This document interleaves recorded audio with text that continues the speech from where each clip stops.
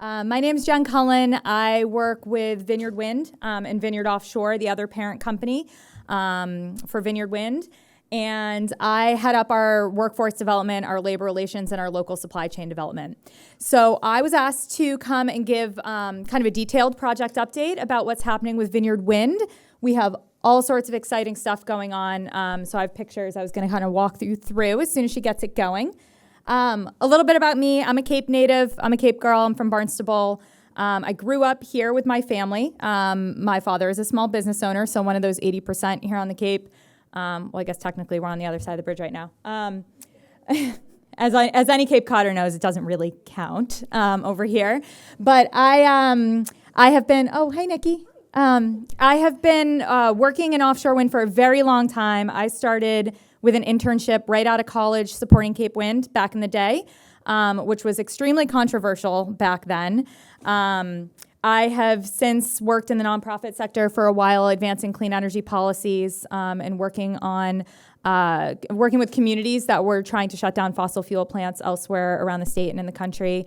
I came onto Vineyard Wind about 5 years ago to help support some early days outreach in the town of Barnstable. I did not live in Barnstable at the time. I had moved up to the city. And as of December, I just moved back to Barnstable to be a part of my hometown. Gordon's my council member in the town of Barnstable. So we're thrilled to be back on the Cape. And I think my own story and the fact that I do workforce development for this industry, we really are realizing and creating these job opportunities back in the region that we're promising these economic benefits to. And so I'm thrilled to be able to kind of tell my story and weave together, being from the Cape and now doing a lot of our workforce development and labor relations for this project, which is the first of, as you've heard today, many. We are going to do a panel after this as well, which I know Captain Burns is going to talk a lot about workforce development. So I'll talk a little bit about it, but in general, I'll do a project update. All right, so I think most of you are probably familiar. Vineyard Wind is going to be 62 turbines, 15 miles south of Martha's Vineyard in Nantucket. It's about a 35-mile run for our cable to get from the wind farm to make interconnection at Covell's Beach in Barnstable. We then have laid cable. We're almost complete in the roads in Barnstable, all the way up to our substation, which is located directly next to the Eversource substation in Hyannis. And we'll be delivering enough power with just these 62 turbines for 400,000 homes in southeastern Massachusetts. Because we're coming in Barnstable and the Cape has such grid issues and resiliency issues, bringing it in on the Cape as opposed to having to get our power from off Cape coming over the transmission lines at the bridge, it really will help boost our resiliency the second our power comes online, and it's something that we really sorely need on the Cape. So our construction, where we're at, so this graphic here just kind of shows you the pieces of a wind farm. Everyone's obsessed with the turbines. The turbines are really cool, but there are so many other components that are needed and that are moving along in terms of our installation.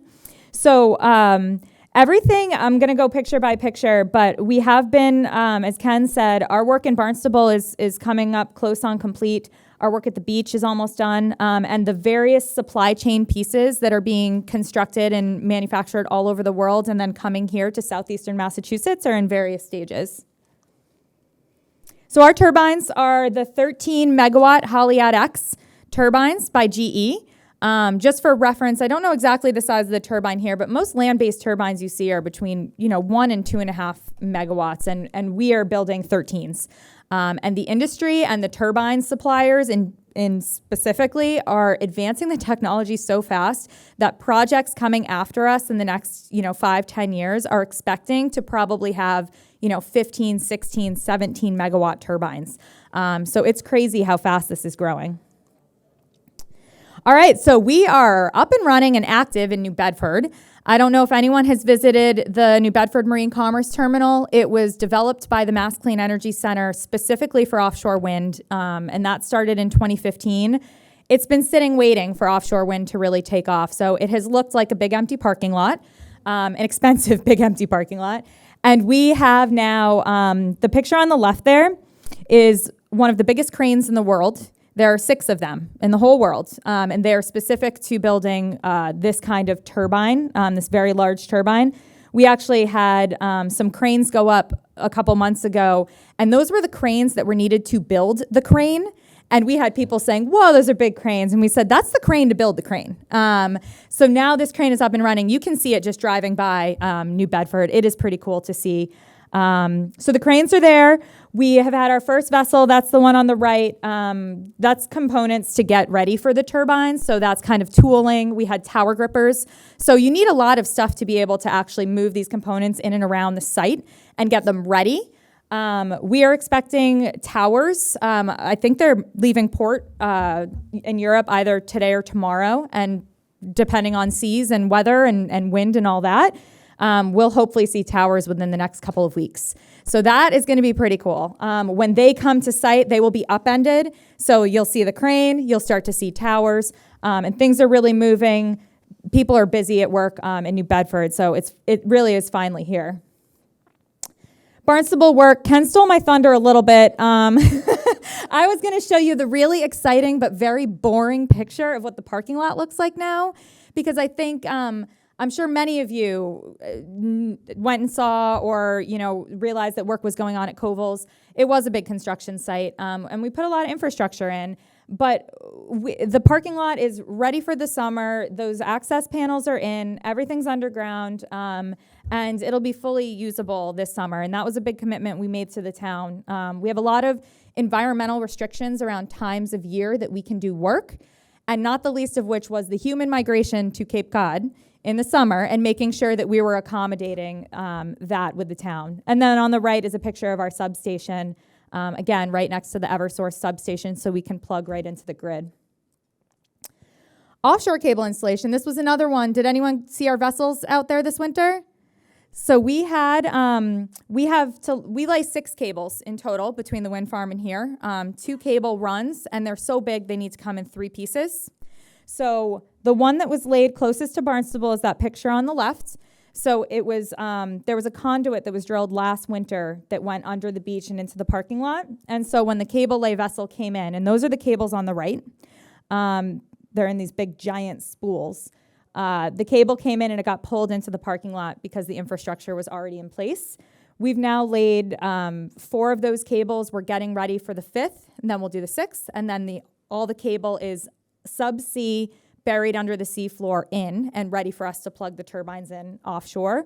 One thing I want to mention is that vessel down there in the bottom right. Does anyone recognize that boat in the forefront? The Helen H? Yep.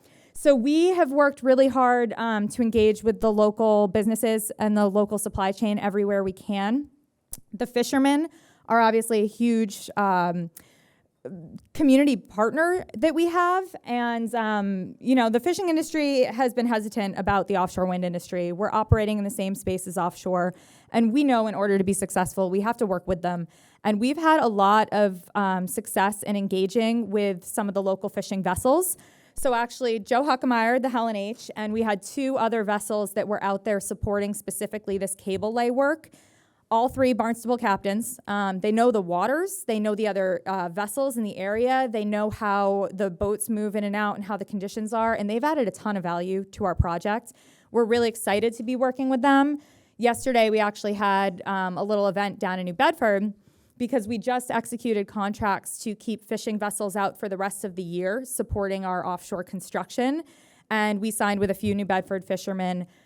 We're on track to have at least 30 fishing vessels throughout the life of the project out there in some capacity working, which is really exciting for us. And like I said, the reason we've been able to extend them is because they've demonstrated they have a lot of value, and they're willing to work with us on this. And the cable laying has gone fairly smooth in huge part because of their added value out there. And it's really nice. Joe's a local guy, and he's, to have that boat out there, people know it, people see it, and he's really been a great person to work with.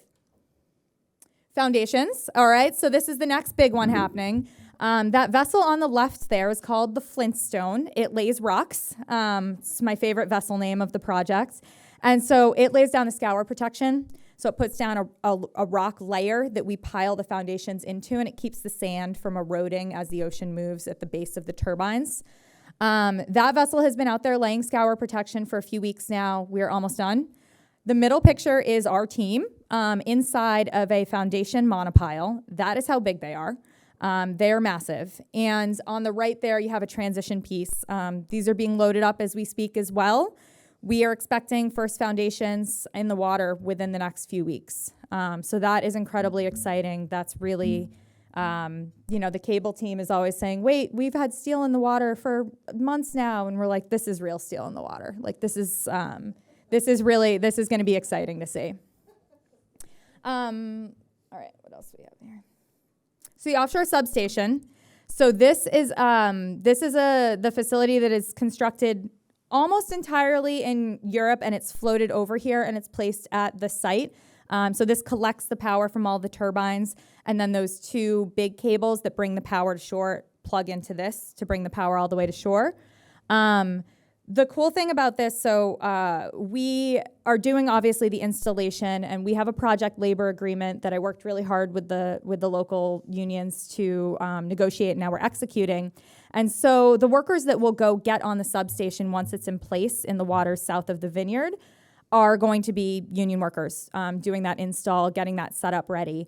And so our main contractor, Blatt, is the one that constructs the substation. They have partnered with a local woman-owned union electrical firm out of Sandwich, Chapman Construction.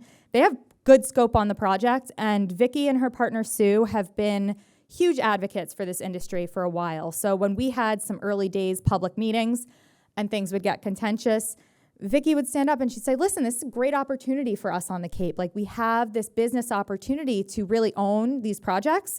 And now she's got this big contract on the project. So I'm just thrilled to be working with her and have her and her workforce on the project. Martha's Vineyard. So we are operating all of our operations and maintenance out of the Vineyard. We picked probably the most difficult place in the whole world to do an operations facility. But we knew that the Vineyard, we worked with our partner, Vineyard Power. We knew that the Vineyard wanted and needed these year-round full-time job opportunities. That was key for them to participate in this industry. So we made this commitment very early, knowing that bringing along the community of Martha's Vineyard was going to be key to the success of the permitting and the realization of our project. Like I said, it's a very difficult place to build any sort of facility, let alone a more commercial facility. So this is in Vineyard Haven. If you take the ferry into Vineyard Haven, there's a facility on the left there, and that's Beach Road in that top left picture. We've been driving piles, and we'll be building out the pier there to have our crew transfer vessels. In addition to that, we have worked very hard because we've made the commitment that within 5 years of going operational, 100% of that workforce will be island-based. Again, we probably picked the hardest place in the whole world to do that. Because you can't relocate people to the Vineyard. I mean, we saw the stats about housing on the Cape, and we all know the Vineyard and Nantucket are 10 times harder.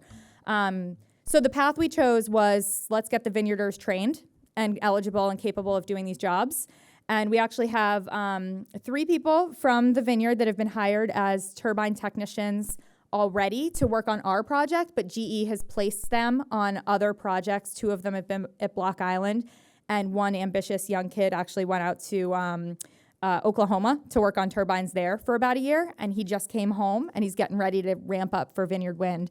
So we've had a lot of success, more so than I think I was having anxiety about on the Vineyard, with finding the right numbers of people to be able to hire for this project. We've done job fairs. We've done speed dating with the contractors. We're having office hours weekly to really say, anyone that's interested, there's a variety of different kinds of jobs, so please come in and talk with us. And if any of you know anyone on the Vineyard that might be interested, send them our way, because we'd love to find out if they're a good fit. The bottom picture is the airport hangar that we've built for our helicopter. So they will transfer out either on crew transfer vessel or helicopter every day. And that hangar is at the Martha's Vineyard Airport, so we're really excited about that too.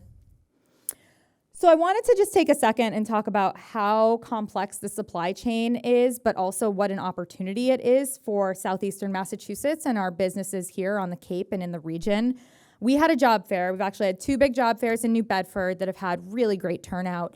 And we have gathered within our supply chain. So we have big suppliers like GE and Demi and Blatt, and most of them are European. And they need partners here in the U.S. because they really need to understand how business is done here, and they also need our workforce and our local knowledge. And so when we went around and gathered as much of the information about what our supply chain was looking like as we could, and also, are those companies hiring? We had a job fair in January where we had 42 entities, companies that were looking to hire here in southeastern Massachusetts. Either companies that are in our supply chain that already existed here and are ramping up, or companies that are establishing themselves here in southeastern Massachusetts and are looking for qualified people. Mass Maritime, the fact that we have Mass Maritime here and all the amazing graduates and alumni and the cadets that are graduating, I can't even count how many Mass Maritime grads we have involved in here somehow.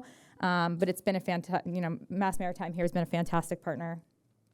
These are all the jobs that we were hiring for at the January job fair. So it really is. It's everything from hands-on construction. Do you want to go offshore and like build these things?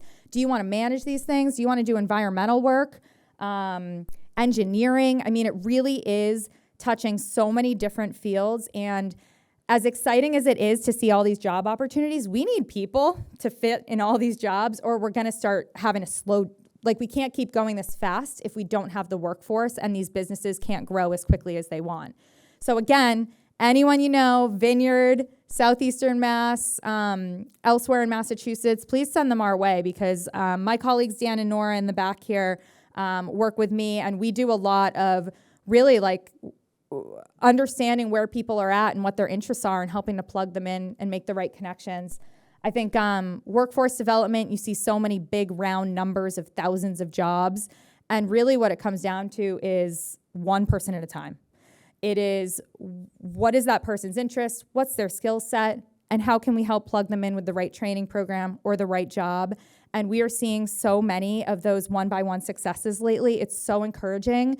Like, turbines are cool, but seeing a young person be able to buy their first house because they've been working on this job, or, just really find their track and thrive in this industry has been even more exciting. And I'm a little bit biased because I do workforce development, so of course I think that's the coolest part. This is just a picture of our job fair. I just wanted to throw that up. And I know we in Southeastern Mass have been waiting for offshore wind for a very long time. We've been showing pictures of other wind farms elsewhere in the world. There are 4,000 turbines all around the world. But we are all systems go here on Vineyard Wind.